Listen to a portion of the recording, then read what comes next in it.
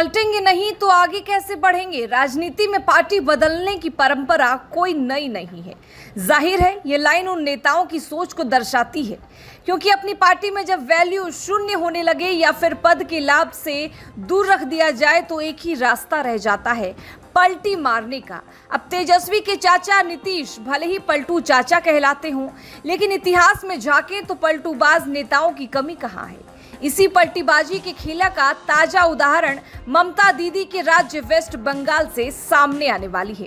हो सकता है मोदी के 3 साथी उनका साथ छोड़ दें, पलटकर टीएमसी का दामन थाम ले। ऐसा हम अपने मन से नहीं कह रहे हैं, ऐसा तो टीएमसी ने दावा ठोका है। टीएमसी के सांसद साकेत गोखले ने जो दावा ठोका है वो बीजेपी की नींद जरूर हराम करने वाली है, क्योंकि टीएमसी सांसद ने दावा किया है कि बीजेपी के 3 सांसद उनकी पार्टी के संपर्क में हैं। साथ ही दावा यह भी है कि अब बीजेपी की टोटल संख्या 240 से घटकर 237 ही रह जाएगी। जाहिर है ऐसा दावा सुनकर बीजेपी के माथे पर चिंता की लकीरें खींच गई होंगी, क्योंकि एक तो ऐसा ही उनको लोकसभा चुनाव में 63 सीटों का नुकसान हो चुका है। अब 3 सांसदों का पार्टी छोड़ देने के बाद न केवल उनकी पार्टी की संख्या में कमी आएगी, बल्कि बहुमत के आंकड़ों पर भी काफी बल पड़ेगा। यह अहम इसलिए भी हो जाता है क्योंकि इस बार बीजेपी की हालत बेहद खराब है। ऐसे में अगर टीएमसी के दावे के मुताबिक 3 सांसद पाला बदल लेते हैं तो मुश्किल में पड़ने में जरा भी देर नहीं होगी। टीएमसी सांसद गोखले ने एक्स पर बड़े ही शानदार तरीके से अपनी बात को समझाया भी है।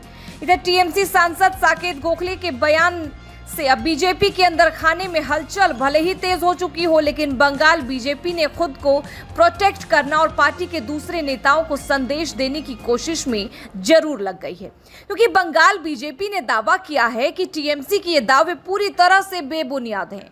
बीजेपी से साफ तौर पर ये कहने की कोशिश है कि बंगाल बीजेपी इकाई में किसी भी तरह की कोई फूट नहीं है, वो सभी एकजुट हैं।